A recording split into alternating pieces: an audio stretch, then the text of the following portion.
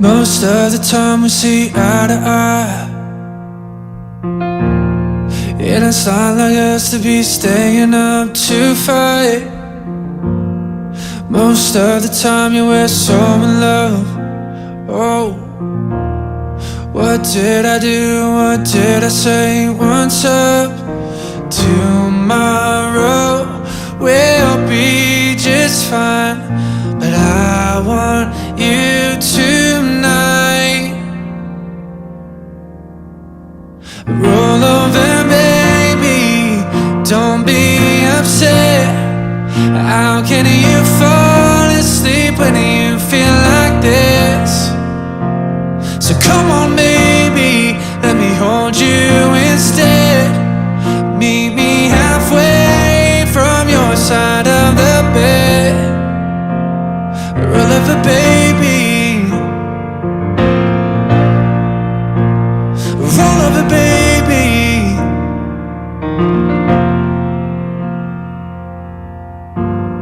Just let me pour you a glass of wine.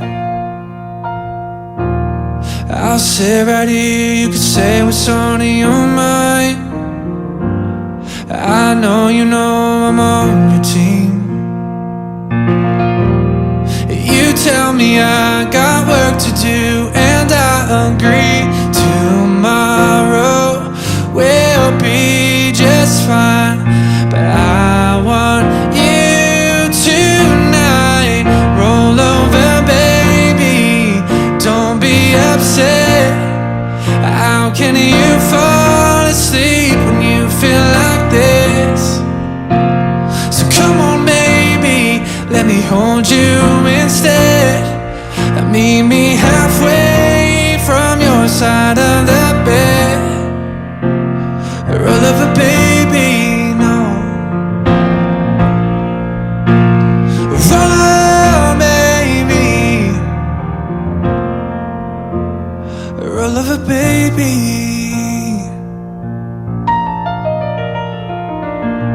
Come on, meet me halfway from your side of the bed. Come on, meet me halfway. Let me hold you instead.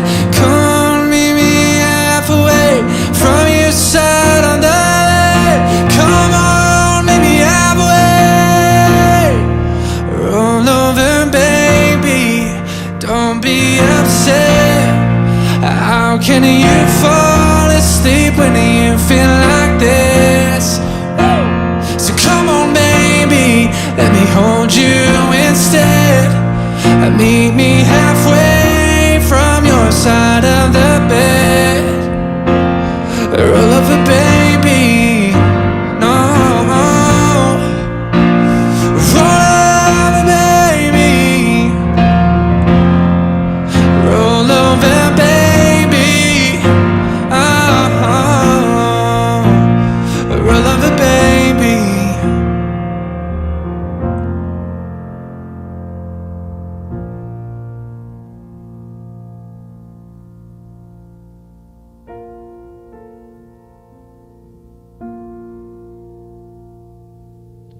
Roll over, baby.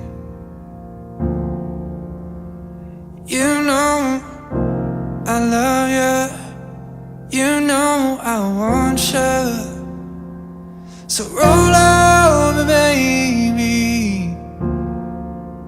You know I love you. You know I love you.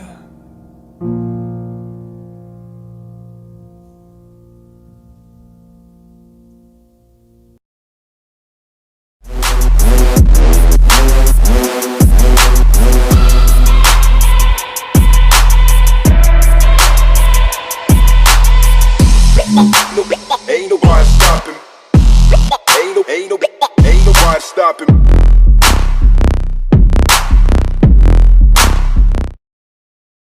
We are live. I'm Ronnie James Harris of the Limitless Channel, and I'm joined by Jason William Laufenberg, so I'm calling him JC Ace from the Awake Souls YouTube channel. How you doing, brother? I'm doing well. How are you doing, brother? I'm very relaxed. Nice, yeah. I'm in the same mood. great intro song. Going to be going through the Book of the Cave of Treasures more, continued. We're going to keep that going. The people that have been around for the earlier parts of it have been wowed by it. There's just a lot of spectacular things revealed in this book, and things that you'll recognize from the 66 canon, but now you'll get some extra detail into certain stuff, and very exciting for certain people. And well, you're not going to find this anywhere else but on Yahawashi News Network. We're the ones that work to bring these inspired scriptures that were originally canon, right? They were removed in 325 by the Council of Nicaea, and this is the council that is really the foundation of the Vatican. So it's so many bad things happened in 325 AD. We had the books removed. We had Easter. The setting of Passover went to a fixed Metonic cycle, and the Trinity won its case against the true nature of the Creator. So boo to Council of 325. Yeah, so yeah, I completely agree with what you're saying. Oh, I owe you $10. I didn't have my sound turned off. So I want to start off tonight by letting people know that these are some crazy times that we're in, and that the breath that flows in your lungs is the very same breath that flowed in David's and Adam's. It's the breath that comes from the Father of life, from all spirits, comes through him, from him, back to him. So we have actually nothing to fear. We're commanded to be bold, courageous, to be the salt of the earth, to be the flavor, compassionate. And, you know, at the end of the day, if you're with someone right now, you guys aren't loving each other the right way, the intro song, like Roll Over Baby, like, you guys can just find a way to make things better. If you're alone, try giving your affection or attention to somebody that inspires you. Just step out of your bounds, because the closer we move towards the Great Tribulation and the darker the world gets, the only thing that's going to be left for us to do is love. If they take away the internet, if they take away certain things, the only thing that's really going to be left is how we treat each other. So just start practicing it now. That's sort of my motivational rant for the hangout. I've been continuing to try to tell people that through loving each other is how we actually please the Father. Like, there's nothing more that he wants to see than us loving each other. Yahawashi summed up all of the laws and commandments into 2. Love your Father with all your heart and all your soul and all your mind, and love your neighbor the same way. That's it. That's all we were commanded to do. Everything hangs upon those 2 rules right there. How much do you love the Father, and how much do you love your neighbor? Your children, your friends' children, your aunts, your nieces, your uncles, anyone that's out there, the widowed, the lost. These are the people that we're commanded to go to, and try to reach out to as many people that know the truth. That I have to stop myself. I was about to go into a situation where we'd probably get a YouTube strike. But it's Sunday. I'm super relaxed tonight. I'm really excited to be here tonight. Everybody in the chat. We got Benjamin. Always. Seth is here. We got Jody. Always got Tilly. And we've got a bunch of people. Don't see How's daughter yet. She might be resting. Everybody make sure you pray for her. PJC Net's in the house as always. Katie's here from Australia, down under. How's it going down there? Everybody, it's really nice to see you guys here. Jason, what do you have to say before we get into this?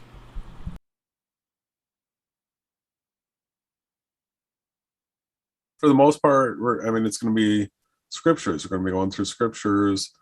Just mention that some of you will notice that we did a live stream last night as well. So it was a test, and it was practice. So what we were doing was actually taking live video feed out of the P1000, running that into computer, into OBS, and then broadcasting that out. So I feel like it's the best quality that you can really get for doing live from the P1000. I think it's like a 720 output from the camera, but we're doing a 1080 live stream. So there's the actual content coming from the camera is only 720, but it still looks good because you can still put it up on a big screen and you can see what's going on. So we were testing to see whether or not we were going to get that same crazy spinning embryo thing of Venus. And while we got some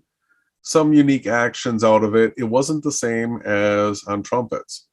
But there's more ways I want to continue to test this. I want to be all prepared where if there's something crazy in the sky going on, where we're going great tribulation, we see, let's say we see horses riding through the sky, stuff like that. I want to be able to have the P1000 out there and have a live stream going and have that footage up like as it's happening. So I want to do the 2-minute drill with the equipment and get proficient at it, so that comes something happening, that set it up and live stream it. Why not? That's what we're into.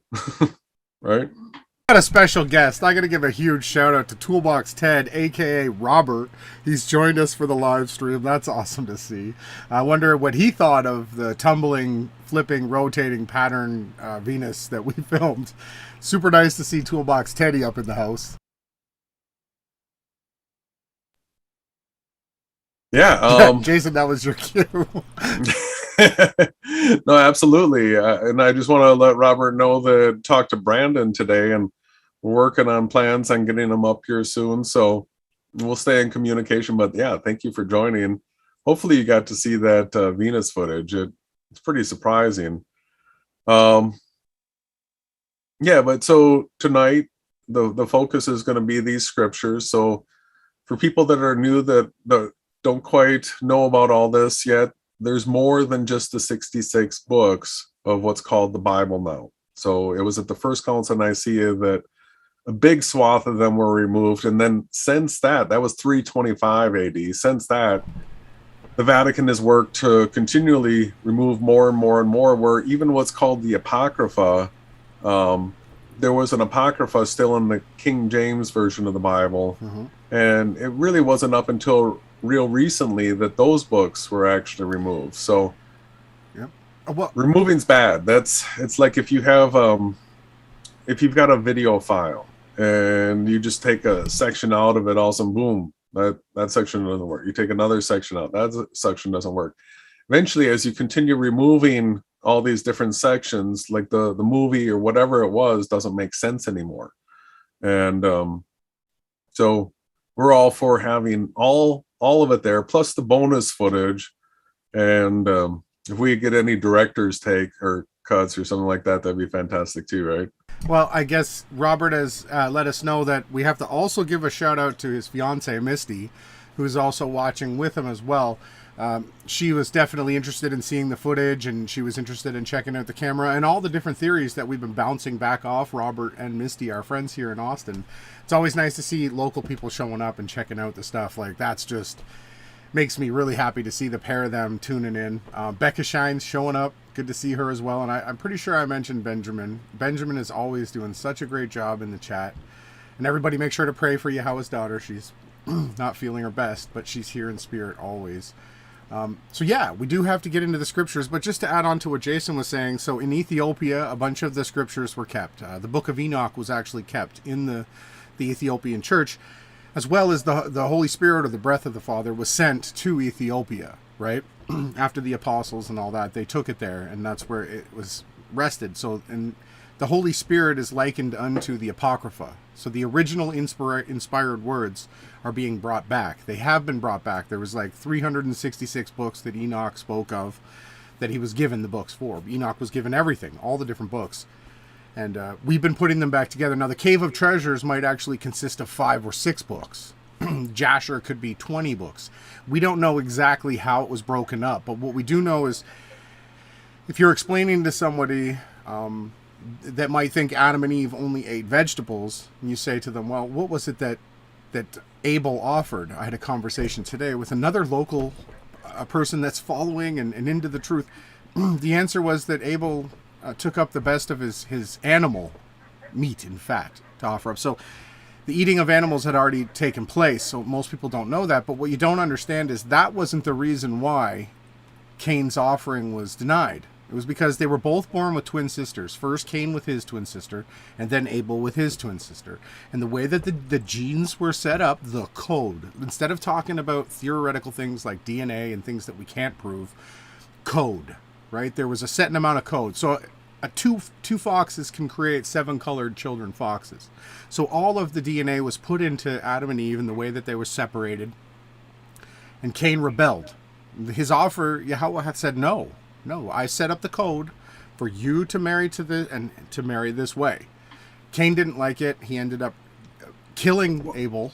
What? Well, and just think about it from a common sense perspective. If you're beginning to populate a world, if you bring in twins first, boy, female, and then you bring in twins, isn't it just obvious that you cross between the two so that that the twin that you were born with isn't your spouse? Doesn't that just make sense? But no, Cain wasn't down with that. No. He thought his sister was prettier. Well, Satan hath filled his heart and mind, because that's what Satan does. He's the principle of the air. He can come and suggest things to you. Thoughts come into our minds unabated all the time, and we teach that you have to discern between what's a good thought and a bad thought, right, Jason? Yeah, absolutely. It's like one of the linchpins in the things that you taught me, to quiet the mind, to focus on the good and righteous things and get rid of the rest. But the main point that I was trying to make was that... I would just add that one of the things with the cross marrying, right, would have meant patience on the part of Cain, right? Because since they were born earlier, he had the older, more developed sister. That's right. And he didn't want the younger sister. So he would have had to have had patience when this was the time that they were supposed to now start multiplying, right? We'll use the term multiplying. Yeah.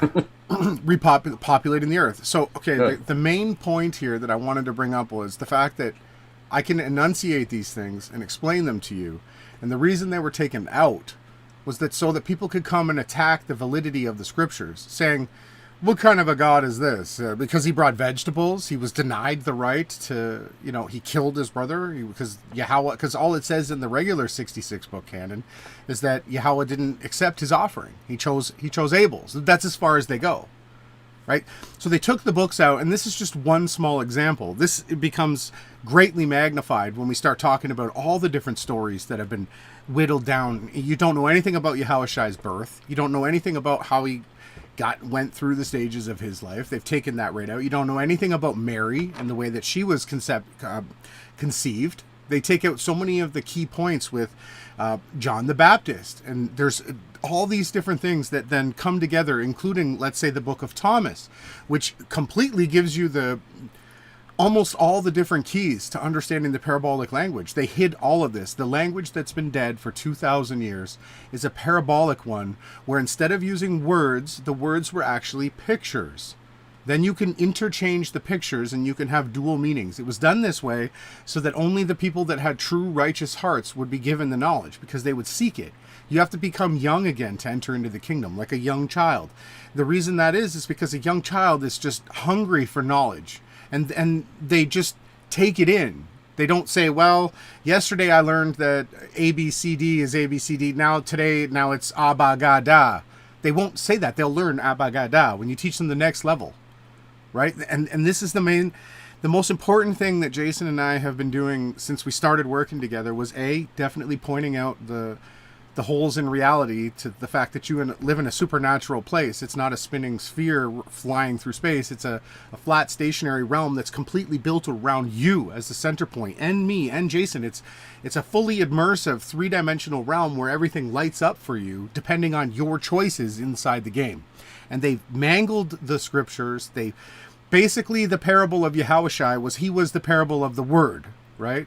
And when they took him out, they also took the word out too. It was set upon the stake and decimated. And they all knew it in the time. They were being kicked out of churches. All the apostles went through this.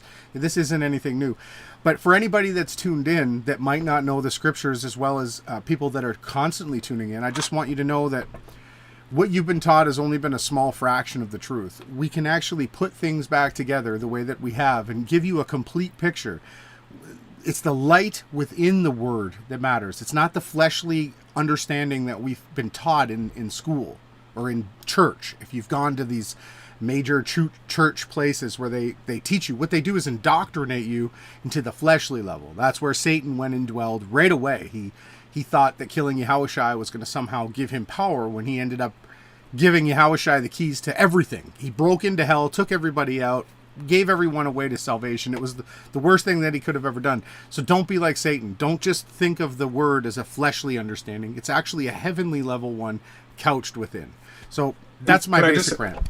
Yeah, can I just add in there that so when we're talking about this fleshly level, this fleshly understanding, I'd also like to toss in the word materialistic, right? So this is like when a person identifies with the body as being themselves, completely in and thereof, where you're just the body, right? So the radical material reductionist will take it down to the smallest bit and say that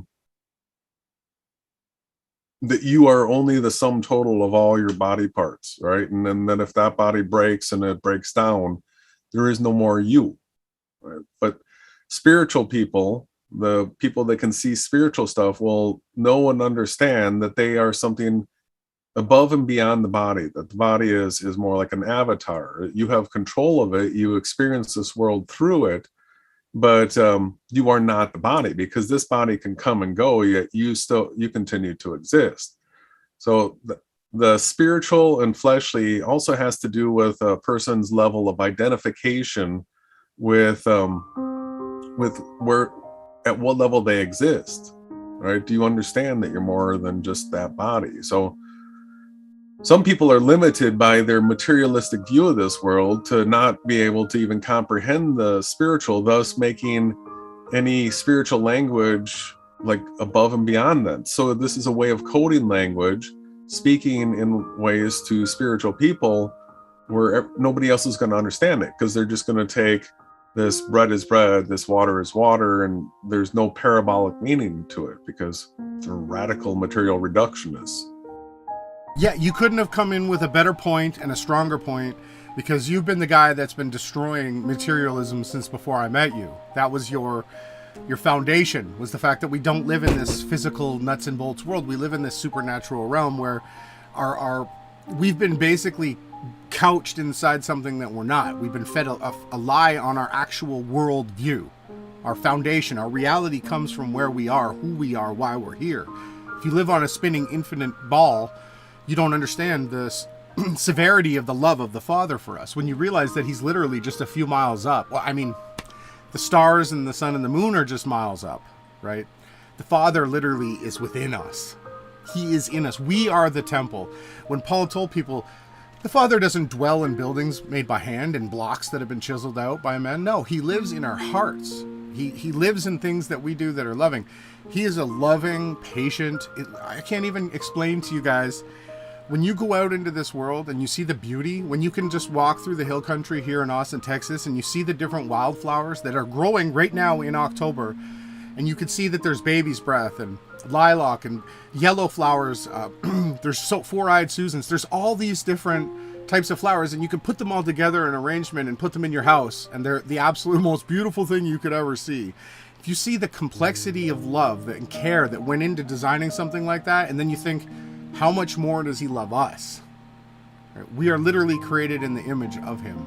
And this is something that I don't hear talked about enough. I don't hear people looking at their reality. I don't see anybody else pushing for supernatural things besides Jason and I. When you could clearly see there's supernatural things that happen all the time.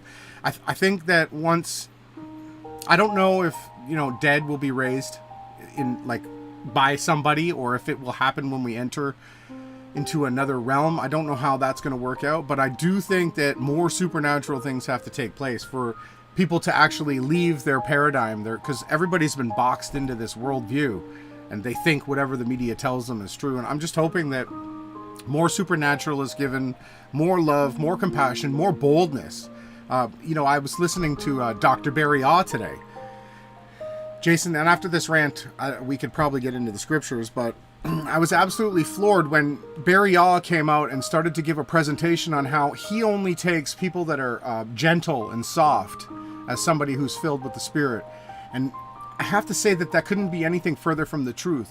Stephen wasn't stoned to death because he was standing outside hugging people. No, that's not how it went down. John didn't have his head cut off because he was going around kissing people. Absolutely not. These people spoke with strength, with power. They convicted people. They put the accountability back on them.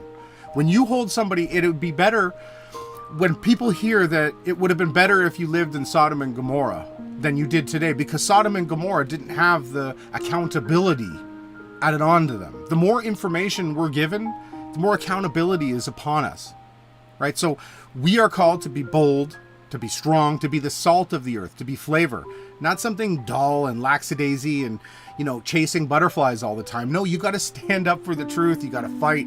We need people to stand up right now more than we ever have in the 6,000. Well, I mean, I can't even imagine what it was like before the flood. I can sort of imagine seeing with the debaucherous world we live in now, how gross it is. But there is something beautiful, and that's you guys on the other side of the screen and the scriptures that we're going to read. These scriptures are dear to my heart because, again, anytime we are given more, it says in the scriptures, if you seek, you shall be given. There's not a you might be given. No, you will be given more. And to who has some, more will be given too. Right? But who has nothing, none will be given to.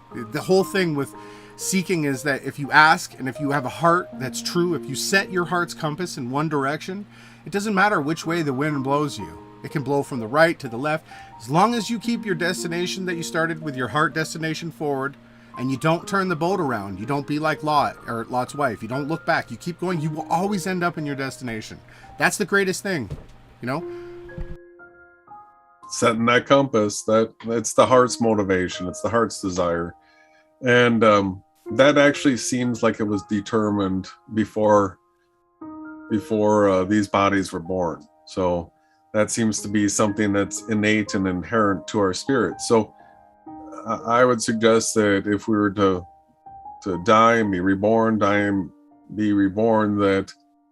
heart motivation, because it's innate to the spirit, you're going to end up making the same choices life after life. If you're a righteous person, and if you're a wicked person, you're going to do wickedly. So we're getting to a point where there's going to be a filtering process that takes place where the people that choose wickedness aren't going to be able to inhabit this world anymore.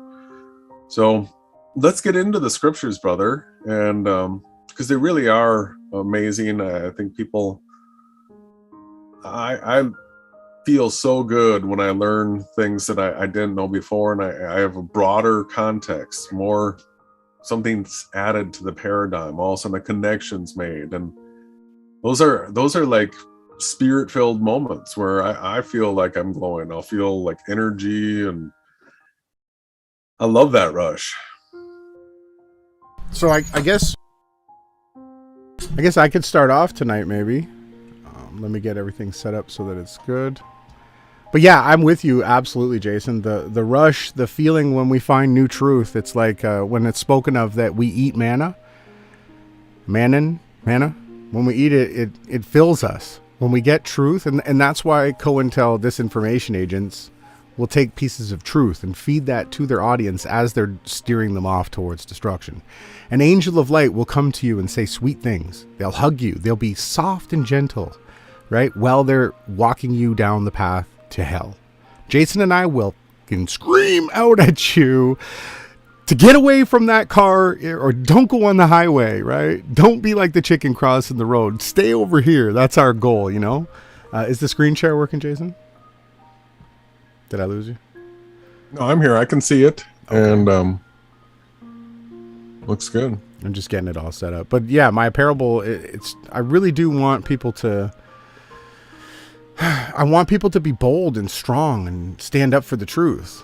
I don't want people to don't understand their power, like, imagine David didn't feel like Yahweh was with him. He wouldn't have been able to hurl that stone through Goliath's head. No, he knew that Yahweh was with him in his heart, his breath, his blood, the light within your blood literally comes from Adam, right? Handed down, the light. And when you die, your blood cannot be transfused. It's instantly gone.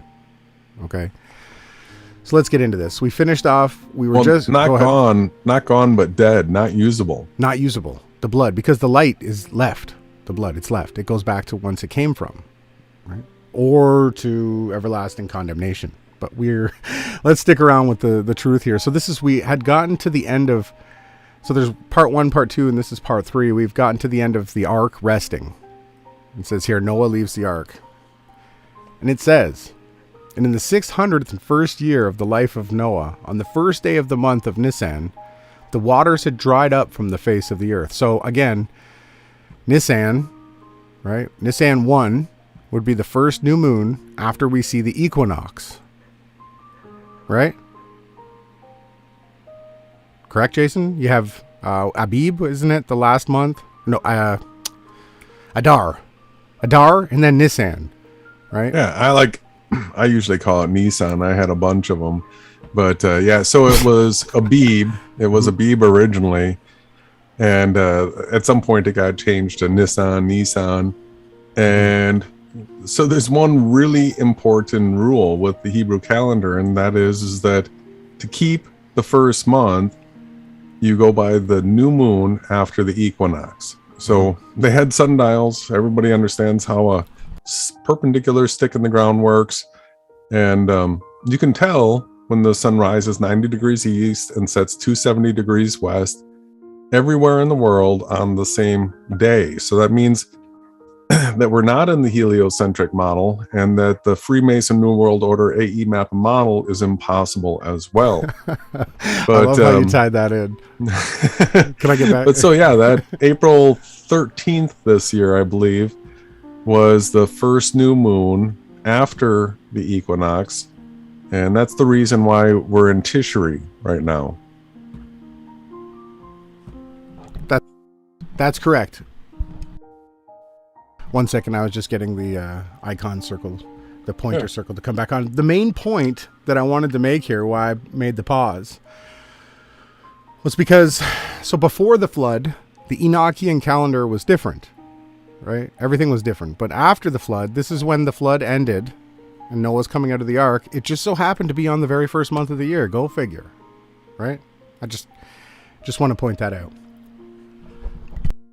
And in the second month, which is IR, wherein Noah went into the ark on the 27th day, on the holy first day of the week, on a Sunday, their going forth took place. So we can take all the Sunday, Monday, Tuesday, Wednesdays out of the scriptures because they're numbered days, and name days of the month cannot work up with a name day. It can't work. No, it always changes. Every new moon is on a different day. Therefore, your Sabbath set off the new moon will always change. Always. Their going forth took place, and he and his wife went forth, and his sons and their wives went forth with them. Now, when they went into the ark, and they went in separate companies, Noah and his sons in one company, and his wives and their wives in another company. And the men did not know the women until they went forth from the ark. And the wild beasts and the cattle and all the feathered fowl and the creeping things went forth from the ark on the first day of the week. Noah found Themanon, the city of 8, or Thamanon. And when they had gone forth, Noah began to work the ground, and they built a city, and they called that thereof Thamanon, 8, after the name of the 8 souls who had gone forth from the ark. And Noah built an altar and offered up unto the offering of beasts, and they were clean and feathered fowl. And Yahweh was pleased with the offering from Noah, and he established him with an everlasting covenant, and swore an oath, saying, I will never again make a flood. And he took away the arrow of wrath, the bow, which is in the clouds, and he stripped it from a string of anger, and spread it out, and in the clouds. For formerly, when the bow was bent in the firmament, so this word here, rakia, that the Freemasons have tried to make you think of some solid dome, means sky, rakia, the heavens. Vast expanse. If you were to literally translate the word rakia, you would have vast expanse. That's correct. And it refers to both the sky and the ground. That's correct. Well, mainly the reason why I debunk people is because the scriptures teach that the birds, the stars, the sun and the moon all travel inside the rakia.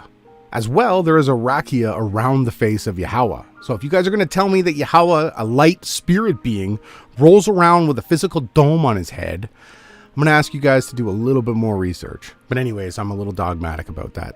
That's off the point. Let's get back on this. Pray. There's that.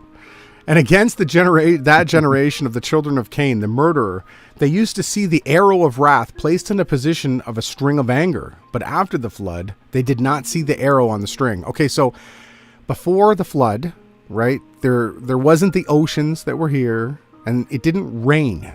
It never rained until Noah had built the ark. That's why everyone called him a crazy conspiracy theorist, because it never had rained.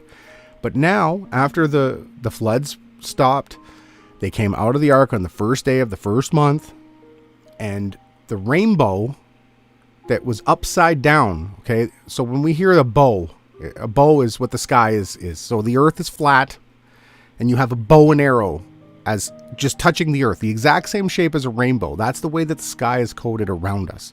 Not in a circle going under the earth, it's just a bow. And it used to actually look like there was an arrow pointing down at them.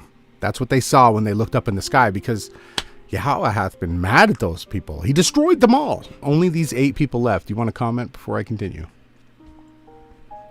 No, that's good. Right? Everybody understands what I explained, I hope, that there was a bow in the sky, and then Yahweh hath said to Noah, I love you, and he flipped the bow upside down and said, I will never flood you again. Well, just the visualization that before the flood, when the children of Cain were still alive, visualize that instead of a rainbow, right, there was some sort of bow in the sky that was like shooting an arrow at the people. So when they looked at the sky, they saw the heavens like wrath, like there was this bow pointing at them. But those people all got destroyed. So then afterwards, that bow got changed to a rainbow, and this was a covenant that he would never flood the entire earth again. That's right. But he did say that he would burn it, though. Yeah, he did say that. So we got to be careful. Yahawashi had said he had cast his fire everywhere. He's just waiting for it to be ignited. So now we get into the vineyard of Noah. And when they had gone forth from the ark, they sowed seed and planted a vineyard, and they pressed out new wine. And Noah drew nigh and drank some of it, and immediately he had got drunk. And he became even drunker, and having fallen asleep, his shame was seen. And his son Ham saw his nakedness of his father, and did not cover him. But he laughed at him, and mocked him. And he ran and got his brothers, and they too also saw he wanted them to mock him as well.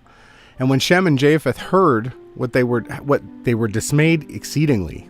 And they rose up and took a cloak, and walked backwards with their faces turned away, that they may not see the nakedness of their father. And they cast the cloak over him, and covered him. And when Noah woke up from his sleep of his wine, his wife told him everything that had happened. He was also within himself. He knew what had happened to him. And Noah was exceedingly angry with his son Ham. And he had said, Cursed be Cain. Can I just toss something in here? Yeah. So this situation where Noah gets drunk, he's considered like the most righteous man alive, but he got drunk. So I just always want to take the opportunity to point out to people that we are all sinners. Noah was a sinner, but he was righteous. So he didn't lie, cheat, steal, harm, but we're all sinners. So he got drunk.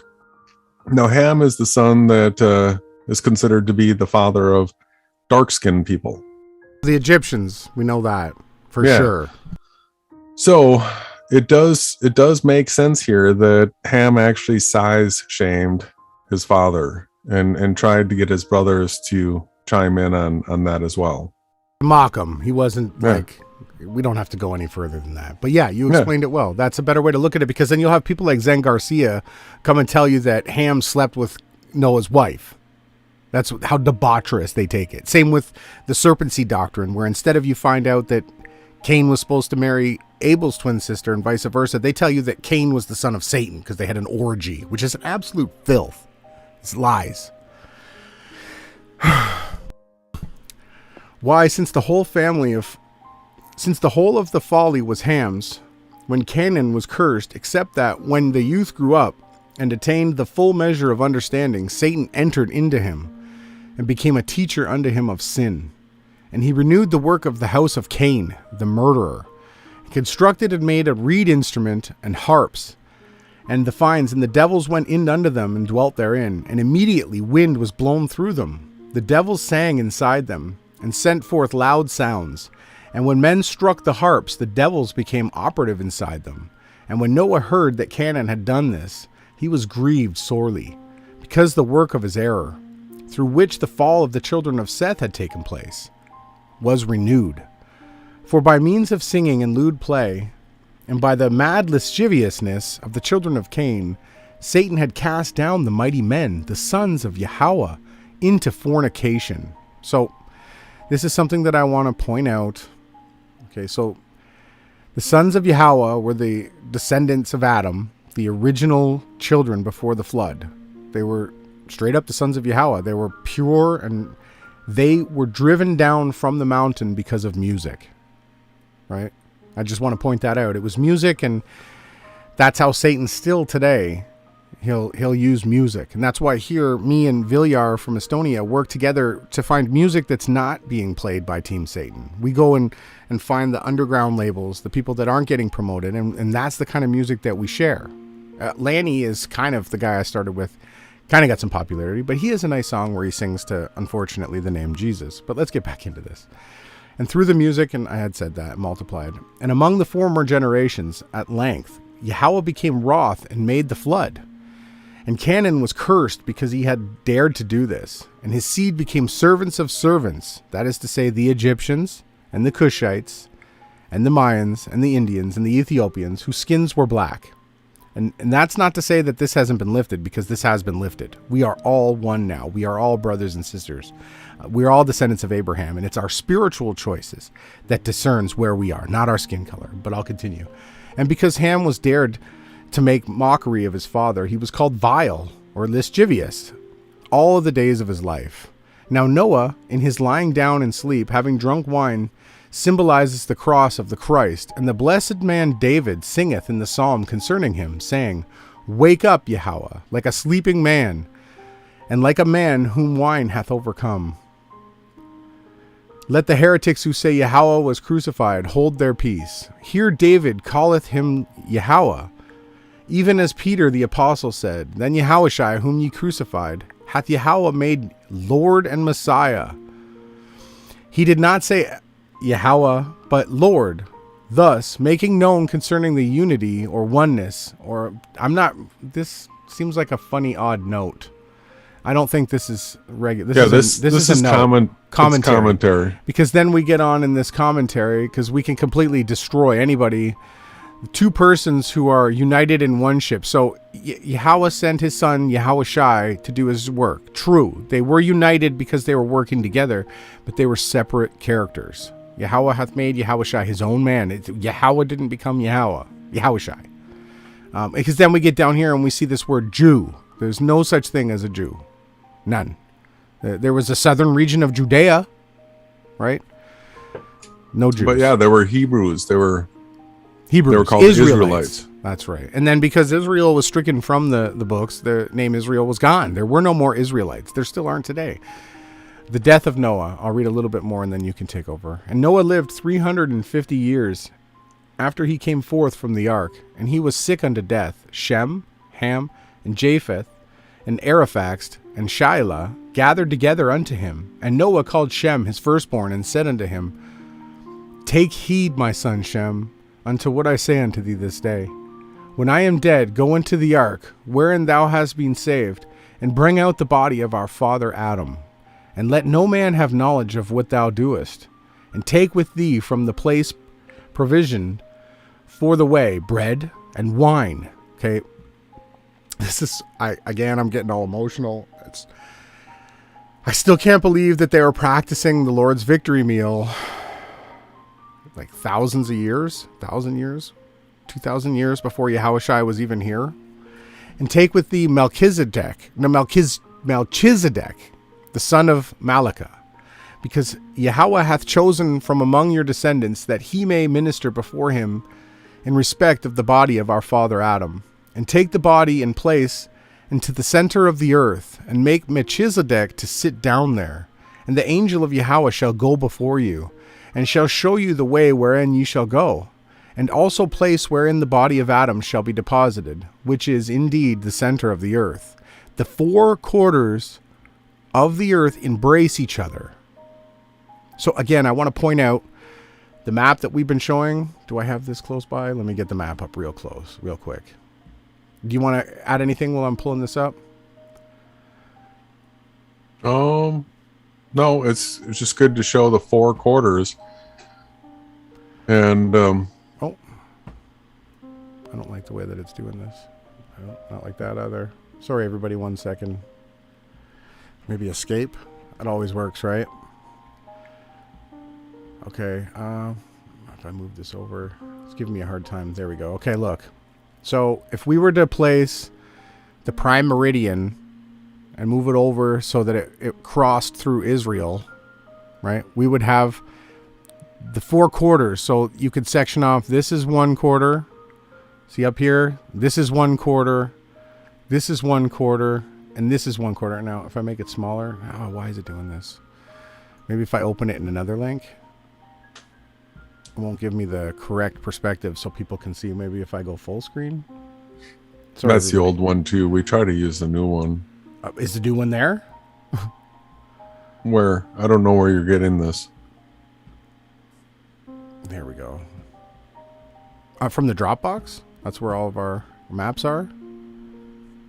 Can you see? Yeah, I don't... Is it the top one? That's the one I just had on. You said wasn't the right one. We do have a newer one than that. But here, I'm just showing people. This is 1 corner down here. This is another... Oh, there's the chat. This is another corner over here. This is another corner over here. This is the outside 4 corners of the earth. And then they all meet on an inside, and we could actually put that spot right over Israel. I just wanted to point that out. Just so people understood. Because it's important that we understand that the earth is not a circle or a sphere, because neither of those two shapes have any corners. I don't know if I can make that any more clear. Is there any way I can make that any more clear? It's pretty clear. Let me get back to the correct screen here. I had to do that. I have to show people that. Super important. And then I have to put this back. Jason's going to be taking over soon, hopefully, with the controls. Take with the... I read that. Where did I put... Then there are the 4 corners. There the 4 quarters of the earth embrace each other. For when Yahweh made the earth, his power went before it. And the earth from the 4 quarters ran after it, like the winds and the swift breezes. And there, in the center of the earth, his power stood still and was motionless. There shall be redemption made for Adam and his posterity. Now this story or mystery was handed down to us from Adam in all generations, and commanded Seth, and Seth commanded Enosh, and Enosh commanded Cananan, and Cananan commanded Mahalalel, and Mahalalel commanded Yared, and Yared to Enoch, and Enoch to Methuselah, and Methuselah to Lamech. And I command thee this day, Noah speaking, and take heed to that story that is never mentioned again in all of your generations. Get thee up, and take the body of Adam, and deposit it secretly in the place which Yahweh shall show unto thee until the day of redemption. Do you want to take over at this spot? Or no, I'm not done yet. And then Noah, and when Noah had given all these commands unto his son Shem, he died, being 950 years old. And the month of Iyar, on the 2nd day thereof, at the 2nd hour of the 1st day of the week. And Shem and his son embalmed him, and buried him in the city which he had built, the city of 8. And they made a mourning for him for 40 days. So we are now on the page 57, but let me get that ready. This is so beautiful. When you hear about the bread and wine, it just, I have a hard time fighting back my emotions, everybody. And this whole story about what's happening with Adam is something that absolutely just blew my mind. My spirit was just enlightened. I never could explain to you guys what it completely meant. There's no way for me to...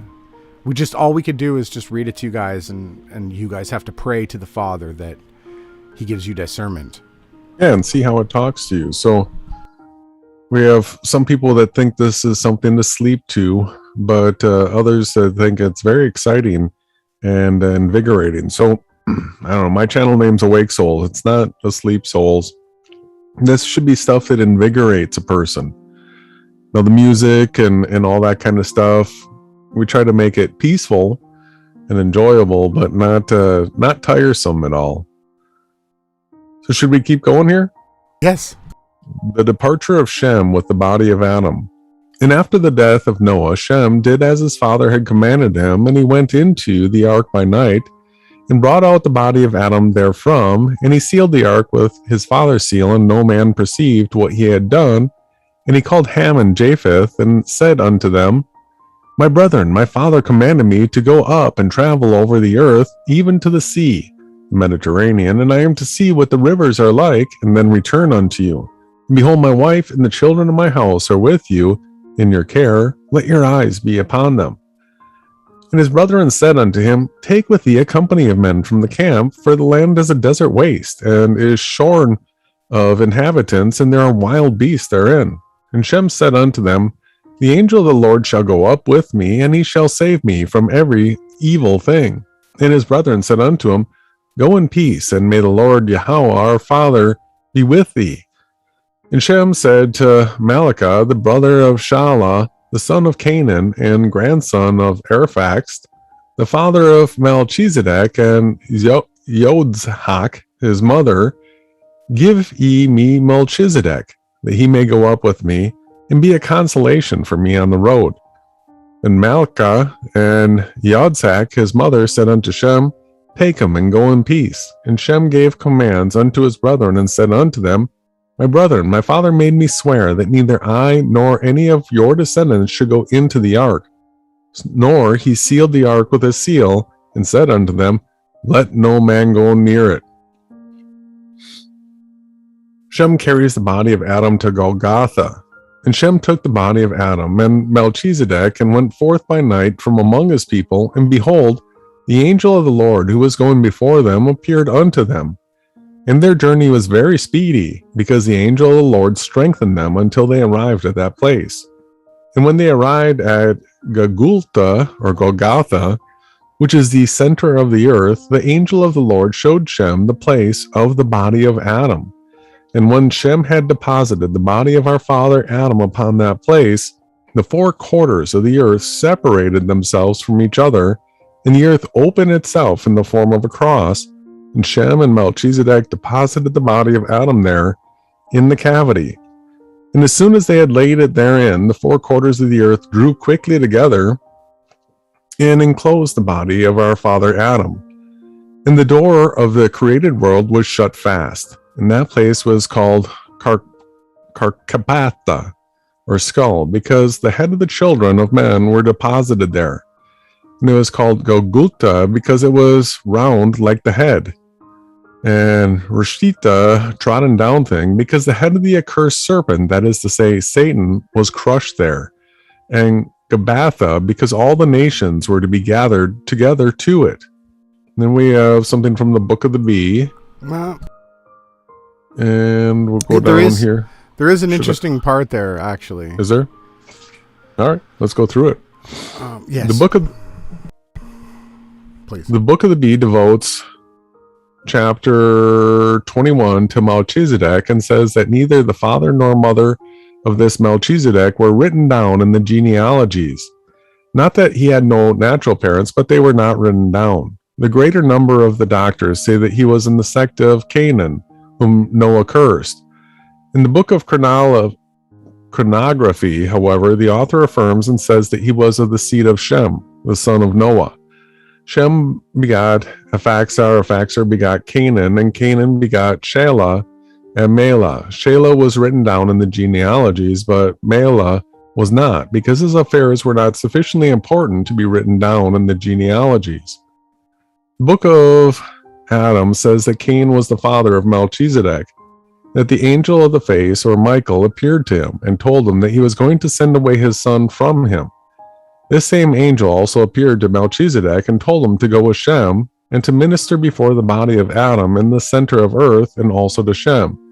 After his interview with the angel, Shem made a splendid coffin to hold the body of Adam and prepared bread and wine for the journey. When he and Melchizedek went to the ark to take out the body, they found that the door of it had been locked by Noah, and they had no key to open it.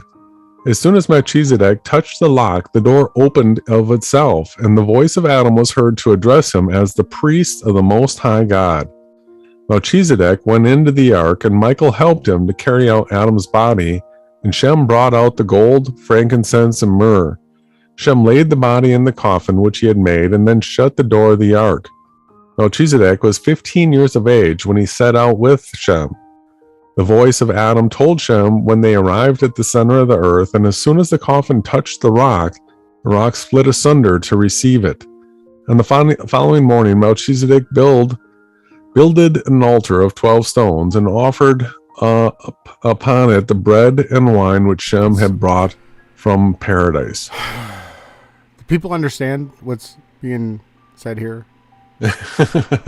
do you? I know you understand it, brother. But it's the same. The frankincense, the myrrh, the gold. It's the same. Bread, items. the wine. It's the same. It's the same objects they brought to Yahawashi when he was born. The bread and wine was the same. The meal that he told us. This is the new covenant, and it's beautiful because it wasn't new. It was the covenant from Adam. It goes back to Adam. We had read that before. We'll keep going though. It's just really beautiful that all of that took place.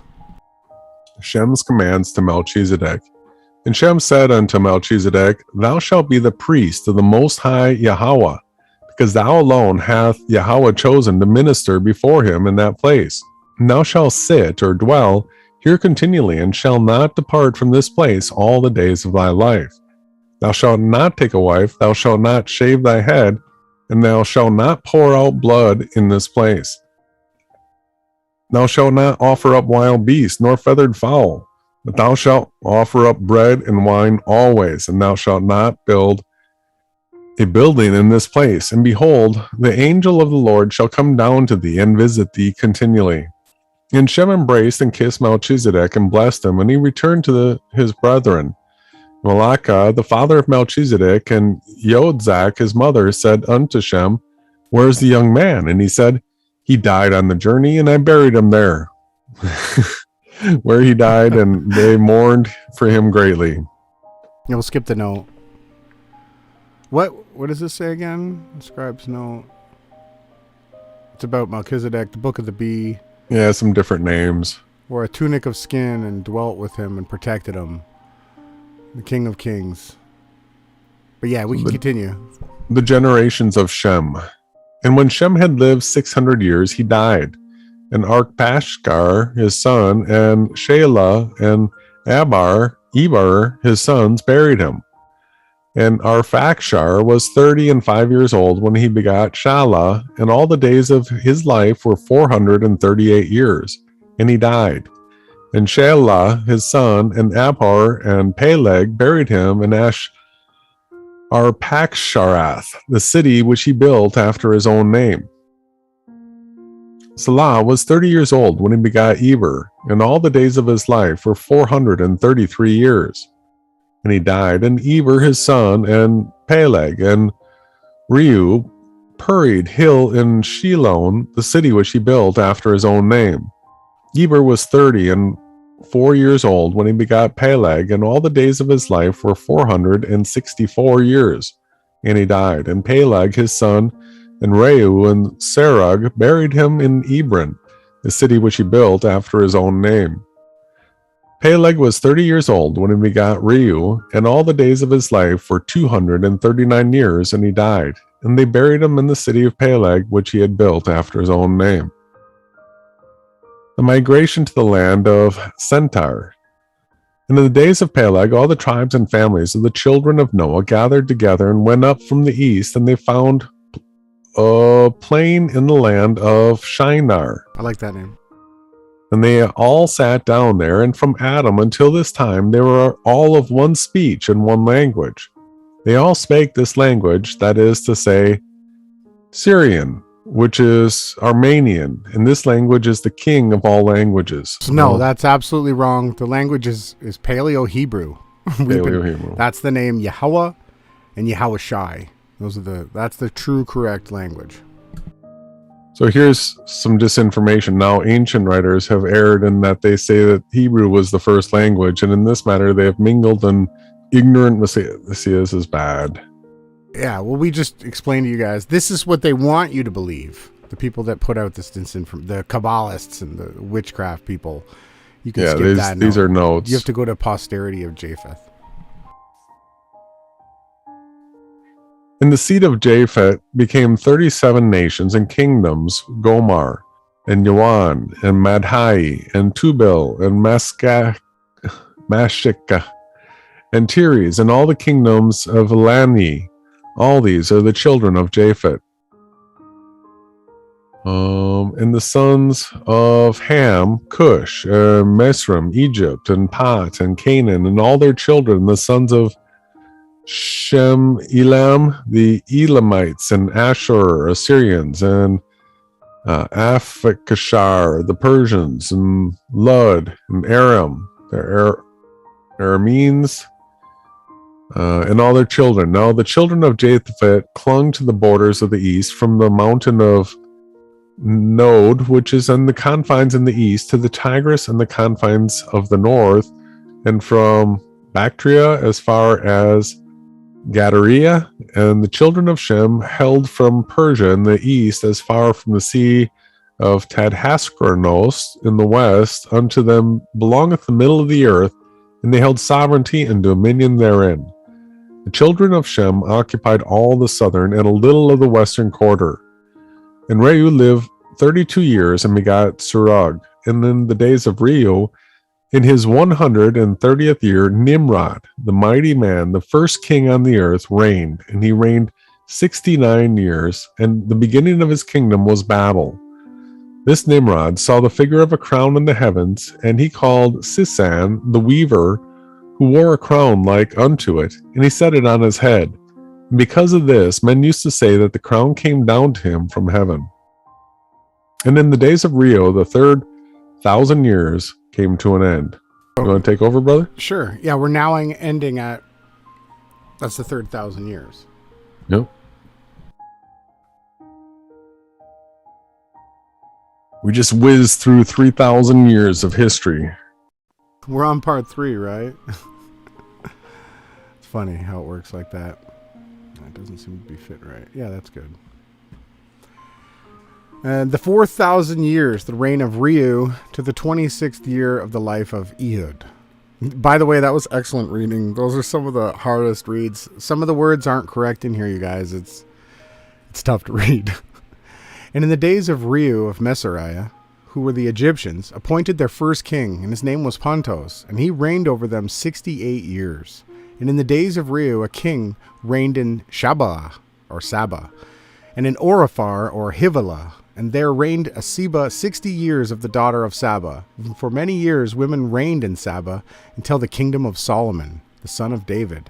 And the children of Ophir, that is, Send, appointed to be their Loripharon, who built Oriphar with the stones of gold.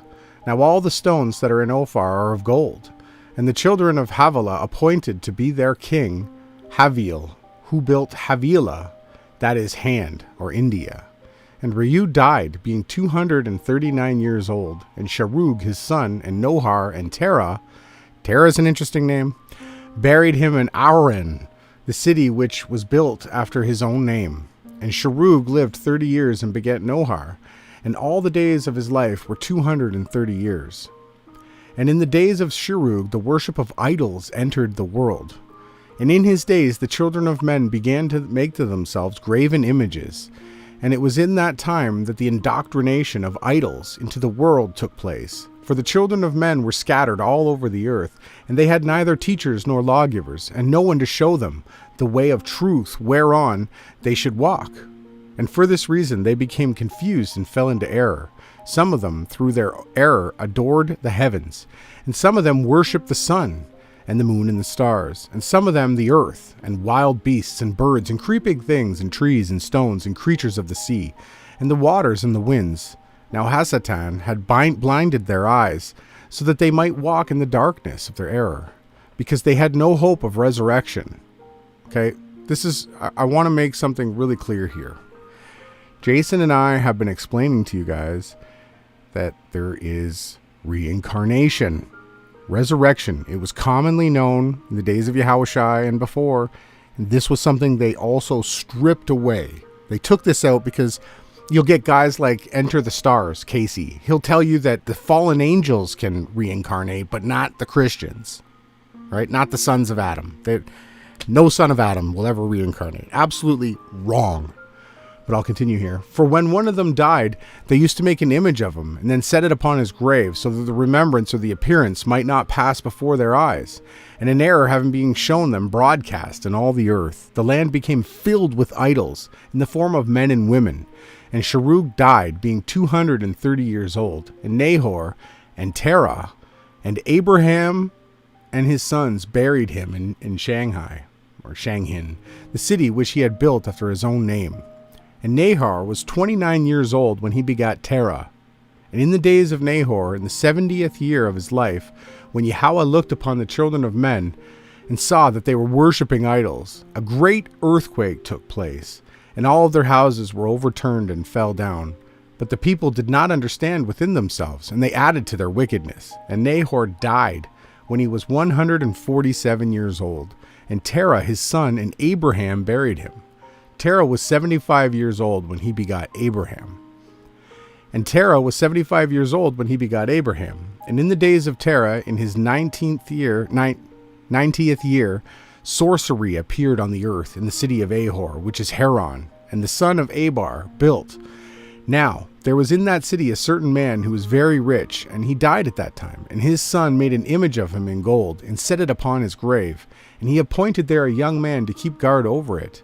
And Satan went and took up abode inside that image, and spake to the youth, to the son of the rich man, after the manner of his father. And thieves went into the house, and took everything that the youth had possessed. And he went out of the tomb to his father weeping. And Satan spake unto him, saying, Weep not in my presence, but go forth and fetch thy little son, and slay him here as a sacrifice unto me. For wherewith everything thou hast lost shall be returned unto thee. And straightway the youth did as Satan told him, and he slew his own son, and bathed in his blood. And Satan went forth immediately from that image of gold, and entered into that youth, and taught him sorcery, and enchantments, and divination, and lore, and Chaldeans, and fortunes, and forecasts, and events, and destinies. And behold, from that time the children of man began to sacrifice their sons to devils, and worship idols. For the devils entered into the images, and took up their abodes thereon. That's some pretty deep stuff right there, you guys. This is how witchcraft, this is how possession, this is how Satan was able to do what he did. He got people to do these rituals, and this is what took place.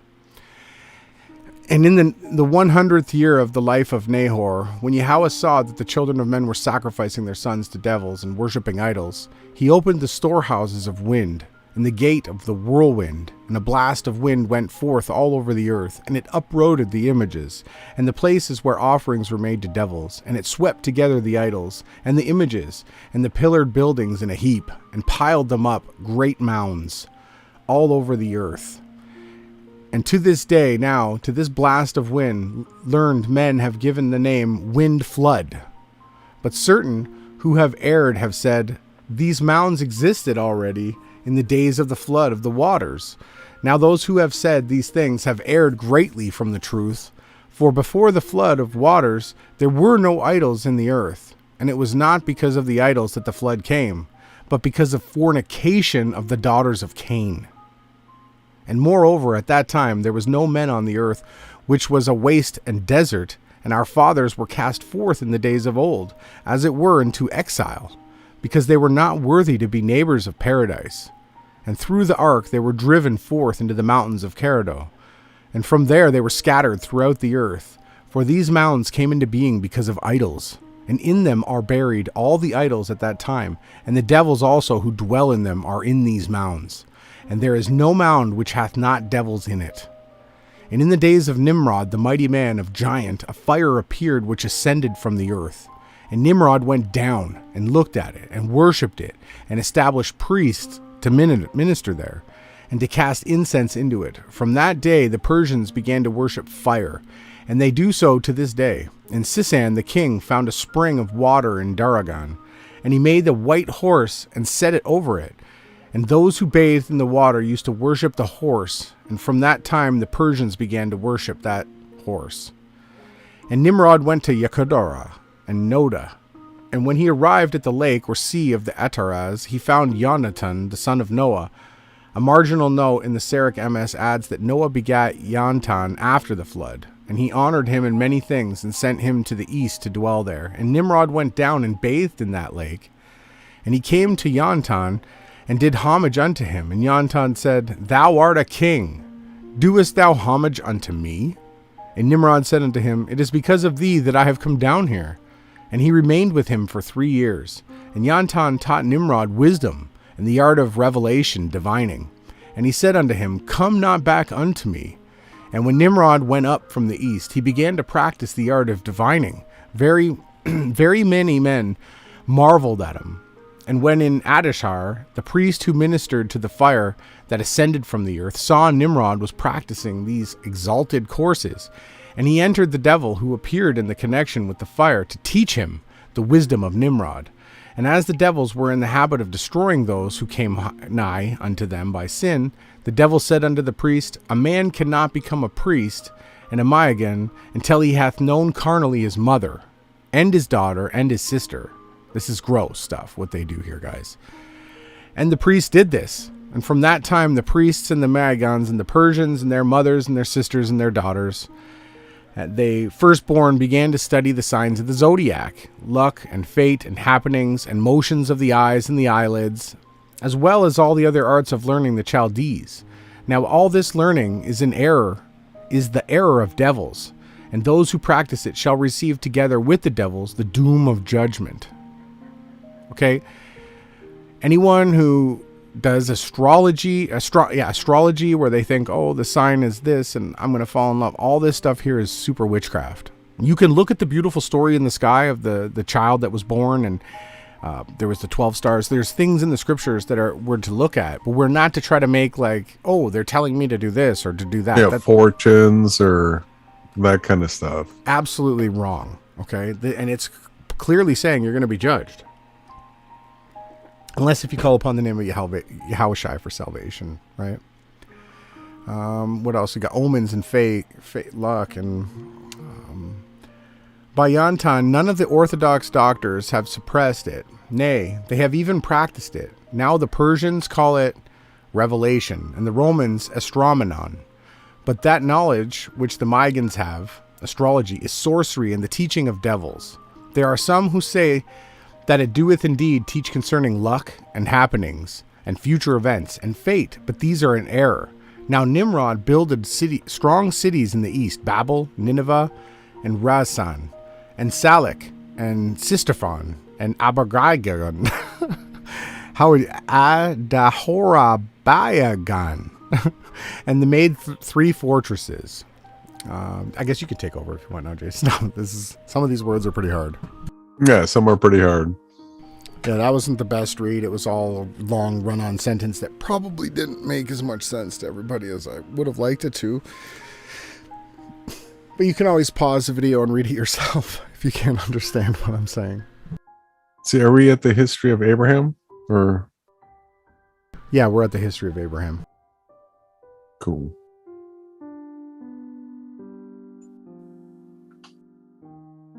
Let me know when you're ready.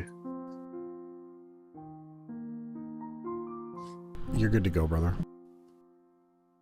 The history of Abraham. And Terah, the father of Abraham, lived 250 years, and he died, and Abraham and Lot buried him in Haran. And there Yahweh spoke unto Abraham, and said unto him, Get thee forth from thy land, and from among thy people, and come to the land which I will show thee.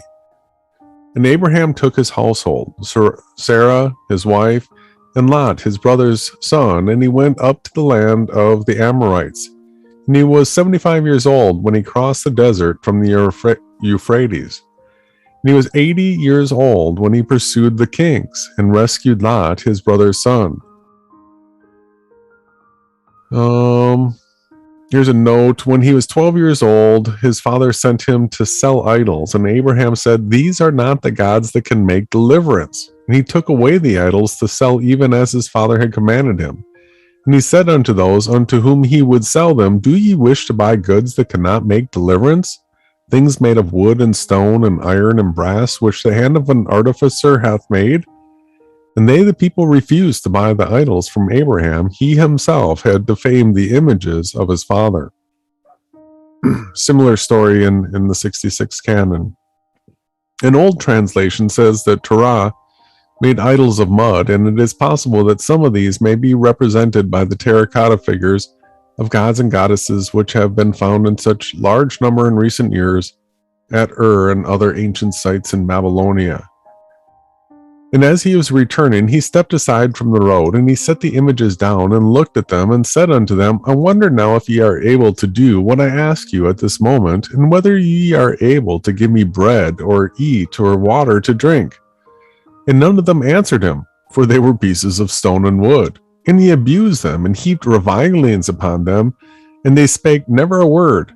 And he buffeted the face of one, and kicked another with his feet, and the third he knocked over, and broke to pieces with stones. And he said to them, If ye are unable to save yourselves from him that buffeteth you, and ye cannot requite with injury him that injureth you, how can ye be called gods? Those who worship you do so in vain. And as for myself, I utterly despise you, and ye shall not be my gods. Then he turned his face to the east, and he stretched out his hands and said, Be thou my Elohim, O Lord, creator of the heavens and earth, creator of the sun and the moon, creator of the sea and the dry land, maker of the majesty of the heavens and the earth, and of that which is visible and that which is invisible. O maker of the universe, be thou my Elohim. I place my trust in thee, and from these days forth I will place my trust in no other save thyself. And then there appeared unto him a chariot of fire which blazed, and Abraham was afraid, and fell on his face on the ground. And Yahweh said unto him, Fear thou not, stand upright. And on the day of the birth of Abraham, the house shone with a bright light. Many people fell down, and there was a cry in a loud voice which said, Woe is me, woe is me, for he who shall crush my kingdom hath been born. And he who cried out wept, and described the events which should take place, saying, It is he who shall burn down my abode. And there were among the people certain men who said, Kill this child forthwith. And those who spake thus knew well that the grace would be given to Abraham. And Yahweh set mercy in the heart of the father of Abraham, and he said to the Satans, Whence come ye, O ye who tell me that I should kill my son, who is a gracious gift of Yahweh? And he reared the child, and Abraham was circumcised by the hand of Gabriel and Michael, who helped him. Very interesting that two angels performed that. I just find that's very notable to point out. Yep. Two angels. Abraham and Melchizedek. And at the time, Abraham had no son, because Sarah was barren.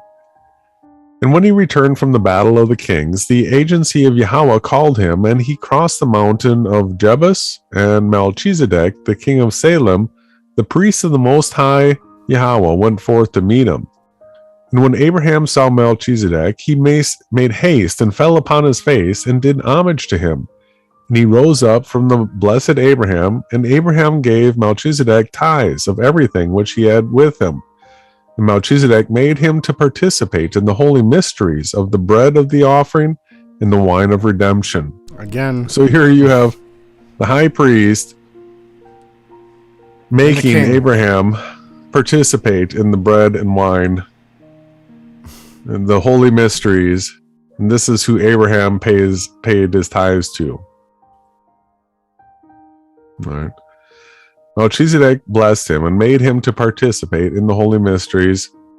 Yahweh spake unto Abraham and said unto him, Thy reward is exceedingly great, since Melchizedek hath blessed thee, and hath made thee to take part of bread and wine with him. I also will assuredly bless thee, and I will assuredly multiply thy seed. And when Abraham was 86 years old, Ishmael was born to him by Hagar, the Egyptian woman who Pharaoh had given to Sarah as a handmaiden. Now Sarah was the sister of Abraham on the father's side, because Terah took two women to wife. When Yanu, the mother of Abraham, died, Terah took to wife a woman whose name was Naharath, and of her Sarah was born. It was because of this fact that Abraham said, She is my sister, the daughter of my father, but not the daughter of my mother. That's so interesting. You know that? All right, so we read that before, and It looked like he was lying. But he wasn't. He wasn't. Wow. How much context that gives to the 66 book canon. But he still was sort of lying because he wasn't saying that it was also his wife. Right? In the 66 book canon. Yeah, he would have had to say she's also my wife to be telling the full truth. Doesn't have to. You don't have to. He said No, she you're right. is my sister, the daughter of my father, but not the daughter of my mother. Well, it's sort of interesting because we know the parallel with how Cain and Abel were supposed to switch their twin sisters, right? So it's just interesting parallel. Should I keep going? You want to go? Yeah, you keep going a little bit more. The birth of Isaac. And Abraham was 99 years old when Yahweh went into the house and gave Sarah a son. And he was 100 years old when Isaac was born to him. And Isaac was 13 years old when his father took him and went up to the mountain of Jebus to Melchizedek, the priest of Yahweh the Most High. Now, Mount Jebus is the mountain of the Amorites, and in that place the cross of Christ was set up, and on it grew the tree which had held the ram that saved Isaac. In that same place is the center of the earth, and the grave of Adam, and the altar of Melchizedek, and Golgotha, and Gabbatha, and there David saw the angel bearing the sword of fire. There too Abraham took up Isaac his son for a burnt offering, and he saw the cross and Christ and the redemption of our father Adam. The tree was a symbol of the cross of Christ our Lord, and the ram caught in its branches was the mystery of the manhood of the world, the only one. And because of this, Paul cried out and said, if they had only known it, they were not crucifying the Lord of glory. Let the mouths of the heretics be stopped, who in their madness impute passibility to the eternal Yahweh. Now when Christ was 8 days old, Joseph, the betrothed of Mary, rose up to circumcise the child according to the law, and he circumcised him according to the custom that was the law. And in like manner Abraham took up his son as an offering, but at the same time foresaw in the act the crucifixion of Christ. And this thing did Christ openly proclaim before the multitudes of the Hebrews, saying, Abraham your father wanted to see my days, and he saw and was glad. Does people understand that's the full context there? We only had a bit of the story before when Yahawashi was talking to the scribes and Pharisees. Now we actually see exactly what Abraham saw. This is what we were explaining earlier. They took these things away on purpose. They didn't want you to have the full picture. Abraham saw the day of the redemption of Adam, and he saw and rejoiced, and it was revealed unto him that Christ would suffer on behalf of Adam. The founding of Jerusalem. And in that same year in which Abraham offered up his son as an offering, in that same year, I say, Jerusalem was built, and the beginning of the building thereof was in this wise.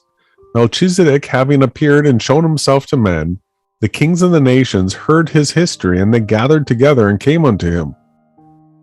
The names of the kings who built Jerusalem: Abimelech, the king of Gedar; Marphel, king of Sinar; Arioch, king of Delsar; Cardalmar, king of Elam; Tidal, king of Galilee; Bera, king of Sodom; Beresha, king of Gomorrah; Shinab, king of Admah; and Shemember, king of Zobim; Zlach, king of Bala; Tabak, king of Damascus; Bacter, king of the desert.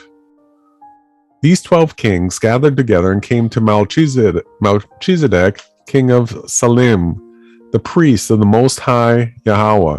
And when they saw his appearance and hear his words, they entreated him to go with them.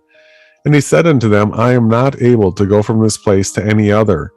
And they took counsel together about building him a city, and said to each other, Verily, he is the king of the whole earth, and the father of all kings. And they built him a city, and made Melchizedek to live in it. And Melchizedek called the name thereof Jerusalem. And when Magho, the king of the south, heard of this, he came to him, and saw his appearance, and spake unto him, and gave him offerings and gifts. And Melchizedek was held in honor by all, and he was called the Father of Kings. You want me to take over for a bit? Sure. That was good. You read that well. It's a tough It's a tough read. There's some tough words. But it's a good one, though. All this stuff adds so much context to everything. Like I had said before, those that want, they'll be given. If you seek, you'll be given. And if you pay attention to the stories and what's being said here, there's an absolute heavenly level absolutely being revealed right now. All things are going to be revealed. That's what was prophesied, and it is. Now, it says Melchizedek. Now, concerning what the apostle said, there was no beginning to his days and no end to his life. It has been thought by simple folk that he was not a man at all. And in their error, they have said concerning him that he was Yahweh.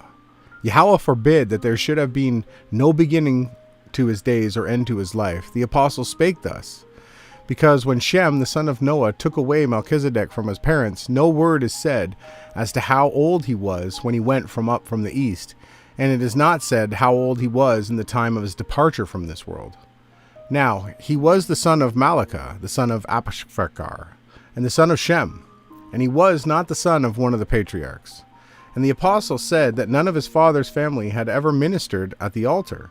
The name of his father is not written in the genealogies, because Matthew and Luke and the evangelists only wrote down the names of the fathers in the chiefs of the patriarchs. And for this reason, neither a name of the father nor the name of his mother is known.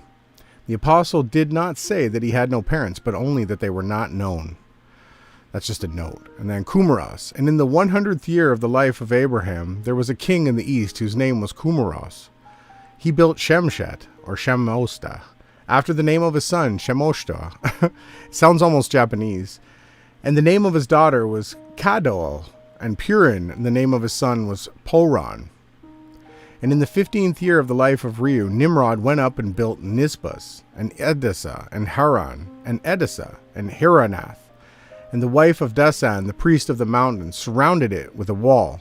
And the people of Haran made a statue of her and worshipped it. And Baltan, who was given the name Tumaz, now became Balishamam, loved her. And Tumaz fled before him and set fire to Haran and burned it. And the death of Sarah. And when Sarah, the wife of Abraham, died, Abraham took to wife Kentorah, the daughter of Bactor, the king of the desert. And there were born unto him by her Zamran, and Yakshan, and Madhan, and Madian, and Ashbak, and Shail, and Charon. And a marginal note in the Syriac says, these sons of Kentorah are called the sons of Daron by the prophet, and these sprung the Arabs, Isaac and Rebekah. And when Isaac was 40 years old, Eliezer, the son of the house of Abraham, went down and brought Rebekah from the east, and Isaac took her to be wife. And when Abraham died, Isaac buried him at the side of Sarah. And when Isaac was 60 years old, Rebekah became with child of Esau and Jacob. And being sorely afflicted, she went to Melchizedek and prayed over her. And he prayed over her and said unto her, 2 nations are in thy womb. 2 peoples shall be removed from thy loins. That is to say, shall go forth from thy womb. 1 nation shall be stronger than the other. The elder shall be in subjugation to the younger. And that is to say, Esau shall be in subjection to Jacob. The founding of Jericho. And in the 67th year of the life of Isaac, Jericho was built by 7 kings, namely the king of the Hittites, the king of the Amorites, and the king of the Gargantes, and the king of the Jebusites, and the king of the Canaanites, and the king of the Hivites, and the Perizzites, and they surrounded it with a wall. Now the son of Mesron, or Mesrim, the king of the Egyptians, had founded Jericho. Sorry, 1 second. Jericho in olden time, and Ishmael made a mill of the hands, a hand mill in the desert, a mill of slavery, a mill to be worked by slaves. Now we get to Jacob's ladder. And in the 103rd year of the life of Isaac, bemored Jacob, who was 40 years old, and having received this bemoring from his father, he went down into the desert of Beersheba, and lay down to sleep there. And he was lying down and took a stone and made a pillow of it. This is crazy, right? He's sleeping with a stone. And he saw in his dream and beheld a ladder was set upon the earth. And at the top of it was the heavens. And the angels of Yahweh were going up and coming down. And Yahweh stood at the top of it. And Jacob woke up from his sleep and said, "This is truly the house of Yahweh." And he took the stone of his pillow, and he made there an altar, and anointed it with oil.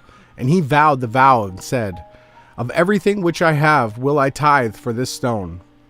Now it manifests to those who possess understanding that the ladder which Jacob saw symbolizes the cross or the redemption of Yahawashi to Adam.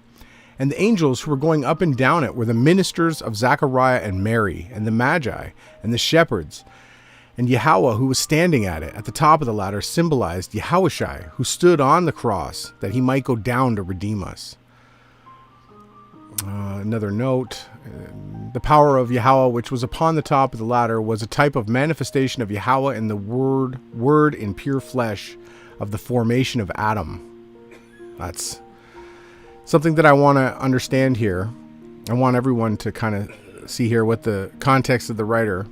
So the word, in the beginning was the word, right? And the word was made flesh, and the word was made, say it with me, everybody, Adam. Okay? I'll leave it at that. I'm going to continue on here. Jacob and baptism. And when Yahweh had shown the bemored Jacob the cross of Yahawashi by means of the ladder of the angels, and the coming down of Yahawashi for our redemption, and the church and the house of Yahweh, and the altar by means of that stone, and the offerings by means of the tithes, and the anointing by means of the oil. Why is this here like this? Sorry.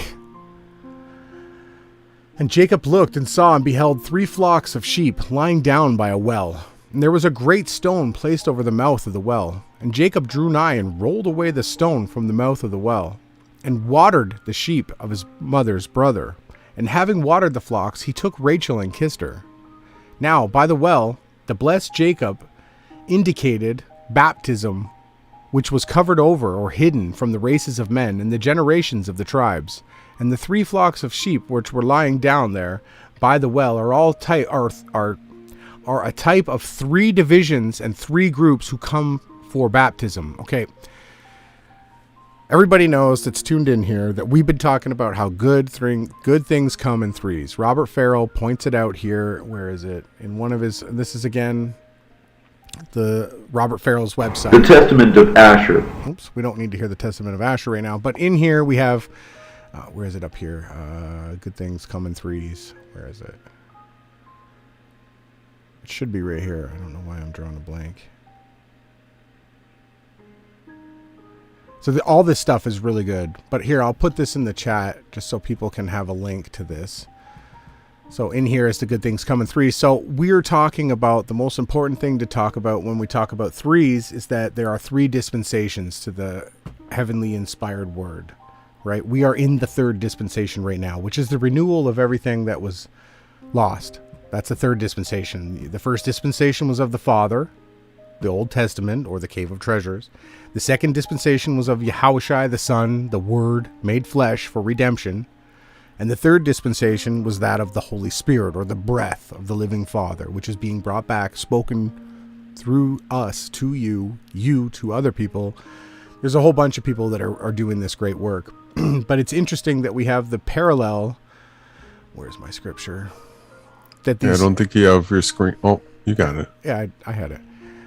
There's the 3 groups. I just want to keep pointing out. So there was 3 groups that they're baptized. So you would assume that if we're reincarnating, the same characters would come and have the same thing happen to them 3 times, each time getting better. That's the parable of how we've grown here as people. I'll continue on. Came for baptism, mainly men and women and their children, and that Jacob saw Rachel coming with the flocks, and that he neither embraced her nor kissed her until he had rolled away the stone from the well, and she had watered the flocks, in accordance with the law of the sons of the church, who neither embrace nor kiss the Lamb of Christ until baptism hath opened the way. They go down into the waters and put on strength from them and then for their sons, and the church embraces with a kiss. And as Jacob served with Laban for 7 years, and the woman who he loved was not given unto him, so also was it with the Yahadians, who served Pharaoh the king of Egypt in slavery, and went forth. For the covenant of the church and the bride of Yahawashi, or Christ, was not given unto them, but the covenant which was old, and worn out, and to no effect. Now the eyes of Leah, the first woman who Jacob took to wife, were hateful, whilst the eyes of Rachel were beautiful, and her countenance was radiant. A covering was laid over her face, as the first covenant, so that the children of Israel might not see the beauty thereof for the second covenant, because it was holy light. It was the holy light. Jacob's death. Jacob's sons, the death of Isaac. Jacob was 77 years old when he received the bemoring of Isaac, his father, and he was 89 years old when he begat Reuben, his firstborn, by Leah. And the sons of Jacob are these. This is something that is very important, everybody that's listening right now. Reference point. Reuben, Simeon, Levi, Judah, Issachar, Zebulon. These are the sons of Leah. Joseph and Benjamin were the sons of Rachel. Gad, Asher, Zilpah were the handmaidens of Leah. And Dan and Naphtali were the sons of Bilhah, the handmaiden of Rachel. Okay, these are the tribes. These are the descendants of Abraham. These are the 12 tribes. This is where everyone on earth descends from. Okay, all the people. This is where we come from. And these two right here, this is Levi. This is your high priest. Always will be, it will never depart. This right here, Judah, king. Okay, these are your two witnesses. The two families, the two tribes, the two that were anointed. The families, these descendants were given kingship and high priestlyhood. This is where all rulership Two comes. olive trees as well, right? That's correct. These is the descendants. These are the roots. Yahawashi, David, Moses. All of these characters came through these two families. Not to say that the rest of the tribes aren't beautiful. They're all our brothers and sisters. We're all equal. But this right here is your high priest and your king. I want to make sure that people understand that. And after 20 years, Jacob returned to Isaac his father. And all the days of his life of Isaac were 180 years, until the 31st year of his life of Levi. And he died in the 120th year of the life of Jacob. 23 years after Jacob went up from Haran, Joseph was sold to the Midianites. He was sold during the lifetime of Isaac, and they mourned for him. And when Isaac died, Jacob and Esau, his sons, buried him with Abraham and Sarah. 7 years later, Rebekah died and was buried with Abraham and Isaac and Sarah. And Rachel died and was buried with them. And Judah, the son of Jacob, took unto himself wife Shahuah, the Canaanites. And his fathers were grieved because he had taken to wife a woman of the seed of Canaan. And Jacob said unto Judah, May Yahweh our Elohim, the fathers of Abraham and Isaac, not permit the seed of Canaan to be mingled with our families. And there were born unto Judah by Shua, the Canaanite woman, and Onan, and Shelah. And Judah took wife for his firstborn, Tamar, and he consorted with her unnaturally, and Yahweh put him to death. And Judah gave Tamar to Onan, and as soon as his seed became available for Tamar, he wasted it. And him also did not Yahweh put, and Yahweh did put to death. So again, when Judah screwed up, he loved the Canaanite woman. Which again, it's interesting because if we go back to the beginning when Cain and Abel were supposed to switch, you get Abel, you get his descendant. So if his family line, so he wanted to marry the woman that Abel was supposed to marry, right? This is the way that the DNA were supposed to be mingled, but it was corrupted by what Cain did. So I can kind of understand this on a little bit different of a level than than most people. What does it go on to say here? The firstborn, Jacob prayed to Yahweh that the seed of Canaan, the firstborn of the lascivious Ham, might not be mingled among all the generations of the fathers. And Yahweh made Tamar go outside to the roadside, and Judah lay with her in the passion of fornication, and she conceived and brought forth Perez and Zerah. Jacob in Egypt. And Jacob and all his descendants went down into Egypt to Joseph. And he lived in Egypt 17 years. And Jacob died, being 140 years old. And Joseph was 56 years old when his father died, in the 12th year of Kathath. And the wise physicians of Pharaoh embalmed him. And Joseph took him up to Canaan and buried him with Abraham and Isaac and his father. The genealogies of the tribes of the children of Israel. Now there are certain doctors who trace the genealogies of the tribes from the death of Jacob, and who mix them together, but they do not do this in the light of knowledge. They set in the midst of the two genealogies, one of the tribes, and the other the children of Israel. Now fix thine attention on these generations, and how they became mixed together. When they went forth from Egypt, Judah begat Pharaz, Pharaz begat Heshron, Hezron begat Aram, Ram, Tron, Aram begat Amminadab, and Amminadab begat Nahshon, and Nahshon, who has become the prince of Judah, and Amminadab gave the sister of Nahshon to So in the text, but read Eleazar, the son of Aaron, the priest. Of her was born Phinehas, the great priest, who prayed, and the plague was stayed. Behold, I have shown thee that Amminadab, the priest of the children of Israel, was transmitted by the sister of Nishon, and the kingdom of Nishan, her brother. Observe also that the priesthood and the kingdom were transmitted by Judah to the children of Israel. And Nishan begot Shilah, that is to say, Solomon. And Shilah begat Boaz. Observe now that the kingdom went forth from Boaz and Ruth, the Moabites. For the old man Boaz took Ruth to wife, so that Lot, the son of Abraham's brother, might have participation in the transmission of the kingdom. And Yahweh did not deprive the righteous man Lot of the reward of his labor. Because he had suffered in exile with Abraham, he received the angels of Yahweh in peace. And that righteous man Lot might not be reviled, because he slept with his daughters. Yahweh granted him that royal succession might be maintained by the seed of both, and that Christ should be born of the seed of Lot and Abraham. And from the seed of Ruth, the Moabites, Obed was born. And from Obed, Jesse, and from Jesse, David, and from David, Solomon. And these are the descendants of Ruth, the Moabites, the daughter of Lot, and of Naam, and the Ammonites. And another daughter of Lot, which Solomon took to wife, was born Rehoboam, who reigned after Solomon. So again, what I had just read here, this might be a good place to stop too, by the way. So Ruth, I saw a beautiful meme from someone on Facebook. She was claiming to be a modern day Ruth. And if you actually go and look up about Ruth, you're going to find that Ruth was this like super righteous, wonderful character. There's multiple characters in the scriptures that have a feminine role, female roles. So you have the two olive trees, the two branches, the two candlesticks that pour forth the oil. The trees that Enoch told you, you better get acquainted with these trees, because it's truth that comes forth from them. Now you have other characters in the scriptures that are women, right? There's the prostitute that saved Joshua from destruction, hid them, Joshua and Caleb. And there was also Ruth, and you also had, what's Purim for? Esther. There's these different characters. And, you know, not a lot of attention gets put on to the woman's role, right? The mother that fed the 5,000 because she sent her son to listen to Yahawashi with some loaves of bread and fish. Yahawashi then multiplied it. There's these stories.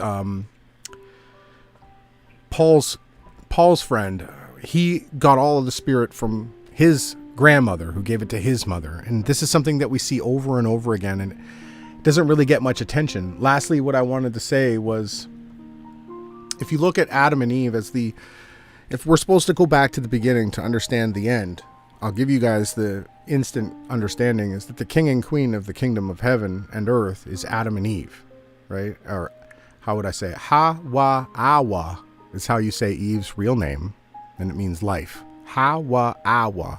And then Adam would be Adam. That's the two king and queen of heaven and earth, and they always will be. And there's more stuff that we'll be revealing, and the more truth that Yahawashi pours forth through us, through the breath of life, we're going to just constantly be begging to share more with you guys. Now, you guys have to do your own research. You have to do your own reading. I'll put this, if anybody wants, I'll put this in the chat. Jason, are you still here? I was going to throw it to you in a second. I usually like to give you still here. A little bit of a chance. So yeah, what are your thoughts on what I just shared? It's absolutely fantastic. I know some of these genealogies might not be the most exciting thing for people, but it does actually draw out the actual lineage from, you know, Abraham through Yahawashi right there. Character by character, and it shows even when the mother's side got involved. So how Lot got involved. So all these things we hear about in the 66 canon, a lot of those details are in the 66 canon as well. But surely, as we went through these scriptures, you picked up extra details that you didn't have in the 66 canon. So that to me is always the most fun and exciting part, just getting that bigger picture, a little bit clearer detail, and it just helps put everything in the right perspective. So I love it. We keep doing it, going through these old texts and bringing them back up into people's attention. It's really one of the best things that we can do. It's one of the best things that we can do. So we do put our attention to it. Because of the schedule that we're on right now, we'll probably be live Wednesday, Friday, Sunday. We'll probably be maintaining that schedule. If things pop up that are out of the ordinary, we will probably be covering that live. And exciting times. We're in the 10 days of awe right now. And we're going to be working towards atonement, which is on the 17th. And so that'll be a big live stream. What day of the week is that? That's 7th. Well, that is next Sunday. So it's going to line up perfectly for us, where we'll be covering atonement next Sunday.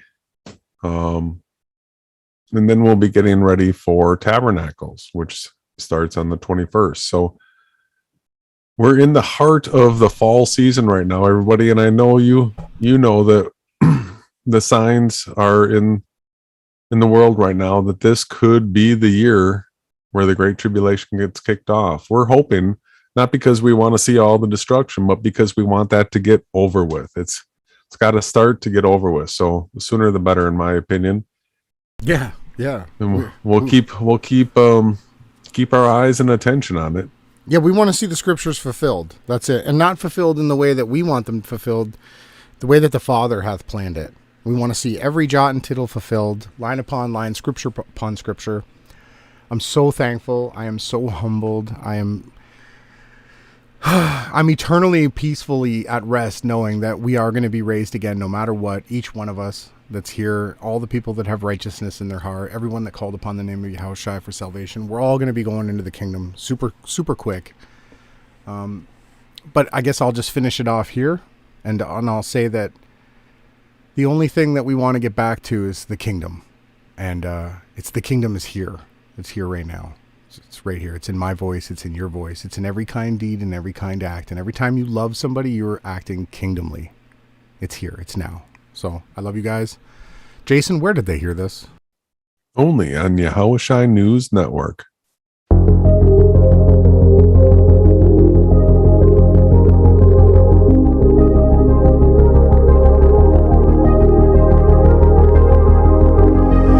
Restless out on a lonely street. I do this every night 'cause I can hardly sleep. I drive alone to nowhere slow. I'm searching for